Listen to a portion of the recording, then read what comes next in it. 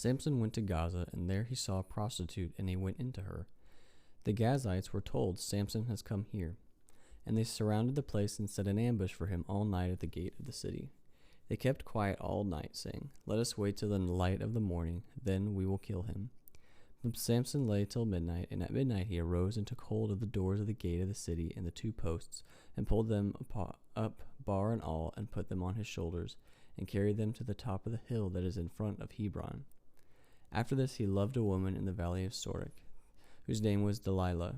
And the lords of the Philistines came up to her and said to her, Seduce him, and see what his great strength lies, and by what means we may overpower him, that we may bind him to humble him. And we will give you 1,100 pieces of silver. So Delilah said to Samson, Please tell me where your great strength lies, and how you might be bound, that one could subdue you. Samson said to her, If they bind me with 7 fresh bowstrings that have not been dried, then I shall become weak and be like any other man. And the lords of the Philistines brought up to her 7 fresh bowstrings that had not been dried, and she bound him with them. Now she had men lying in ambush in an inner chamber, and she said to him, The Philistines are upon you, Samson. But he snapped the bowstrings as a thread of flax snaps when it touches the fire. So the secret of his strength was not known. Then Delilah said to Samson, Behold, you have mocked me and told me lies. Please tell me how you might be bound.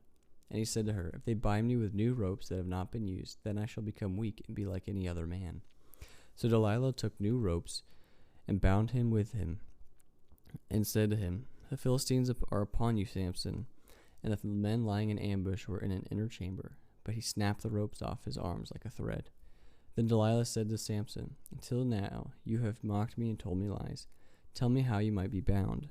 And he said to her, If you weave the 7 locks in my head with the web and fasten it tight with the pin, then I shall become weak and be like any other man. So while he slept, Delilah took the 7 locks of his head and wove them into the web, and she made them tight with a pin and said to him, The Philistines are upon you, Samson. But he woke from his sleep and pulled away the pin, the loom, and the web. And she said to him, How can you say I love you, when your heart is not with me? You have mocked me these 3 times, and you have not told me where your great strength lies.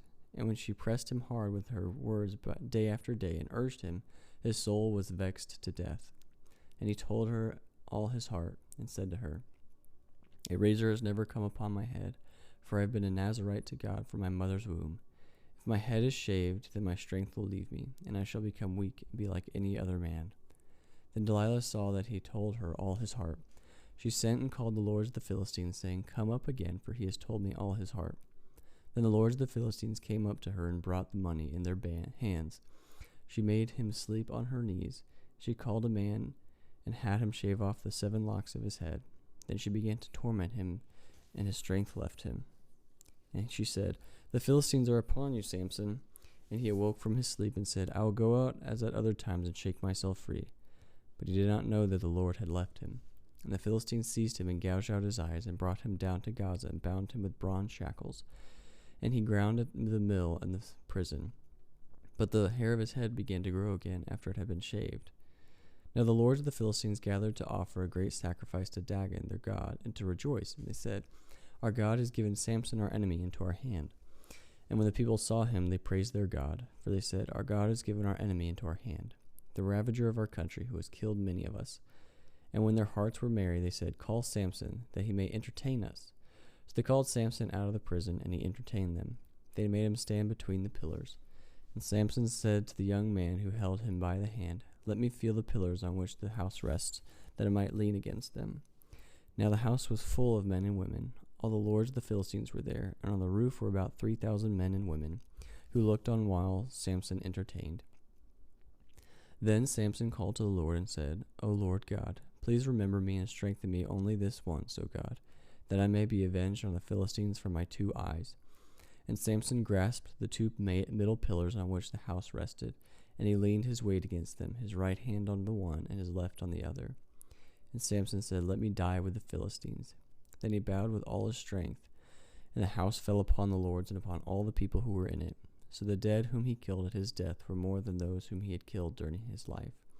Then his brothers and all his family came down and took him and brought him up and buried him between Zorah and Eshtaol in the tomb of Manoah his father.